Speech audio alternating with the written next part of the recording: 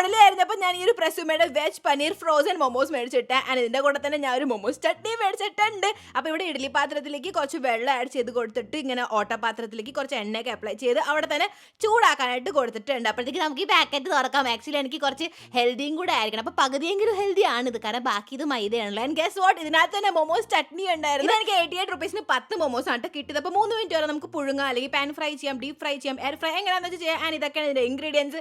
3 minute കഴിഞ്ഞപ്പോൾ ഒരാൾ ബ്ലുപ്പെന്നും പറഞ്ഞു പോയി, രണ്ടാമത്തെ ആൾ മര്യാദയ്ക്ക് പോയാൽ മൂന്നാമത്തെ ആൾ എങ്ങനെ എങ്ങാണ്ടൊക്കെ പൊട്ടി. അവിടെ ഏതാണ് നല്ലത് നോക്കാനായിട്ട് ഇതിന്റെ കൂടെ കിട്ടുന്ന ചട്നി ഞാൻ മേടിച്ച മൊമോസ് ചട്നി, അത് രണ്ടും ട്രൈ ചെയ്യാട്ടെ. അപ്പോൾ ഇതിന്റെ കൂടെ കിട്ടിയിലേക്ക് മുക്കി കഴിച്ചപ്പോൾ തന്നെ എന്റെ മൂഡ് അടിച്ചു പോയി. ആൻഡ് ഗസ് വാട്ട്, ഞാൻ മേടിച്ച ചട്നിയില്ലേ അതിൽ മുക്കി കഴിച്ചു നോക്കിയപ്പോൾ എന്നെ വീണ്ടും മൂഡ് അടിച്ചു. പിന്നെ ഞാൻ മൊമോസിനെ വെറുതെ ചട്നി ഒന്നും ഇല്ലാണ്ട് കഴിച്ചു നോക്കിയപ്പോഴും എനിക്ക് സത്യാവസ്ഥ മനസ്സിലായത് ചട്നി സ്റ്റൈലിലെ കുഴപ്പം. ഈ മൊമോസിൽ അവർ പച്ചയ്ക്ക് വെജിറ്റബിൾസ് അങ്ങനെ തന്നെ ഇട്ട് പുഴുകിയാൽ ചിലവർ അങ്ങനെ ചെയ്യാറുണ്ട്.